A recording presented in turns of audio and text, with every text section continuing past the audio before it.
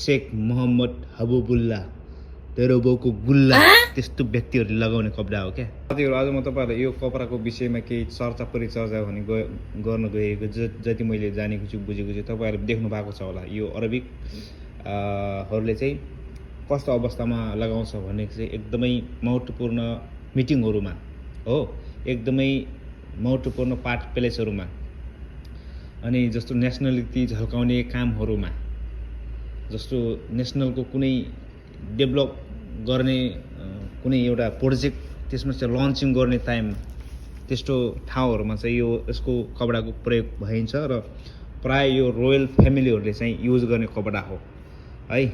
जो पाए त्यही, जहिले पाए त्यही लगाउँदैनन्। यो यो यो यो भनेको चाहिँ है, यो भनेको चाहिँ एकदमै रेस्पेक्टफुल कपडा हो र यो कस्तो व्यक्तिहरूले लगाउँछन् भनेपछि शेख मोहम्मद हबुबुल्ला तेरो बाउको गुल्ला त्यस्तो व्यक्तिहरूले लगाउने कपडा हो क्या हैन। हुन त अब यो रेस्पेक्टफुल कपडालाई मैले चाहिँ केही त्यस्तो एक दुईवटा वर्डहरू चाहिँ नराम्रो वर्डहरू युज गरेको छु, त्यसको लागि सरी पनि भन्न चाहन्छु। किनभने अब यो कपडा भने चाहिँ यस्तो डेन्जर हो नि, यसको महँगाइ पनि यस्तो छ नि किन्दाखेरि क्या।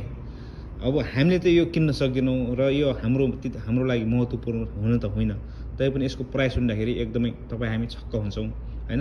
अब धुलाइ पनि महँगै छ हैन, तर यसको जस्तो खरिद प्राइस यसको पनि धेरै महँगो छ। आफैमा यो कपडा एकदमै ब्रान्ड हो, आफैमा एउटा इतिहास बोकेको कपडा हो कि साथीहरू।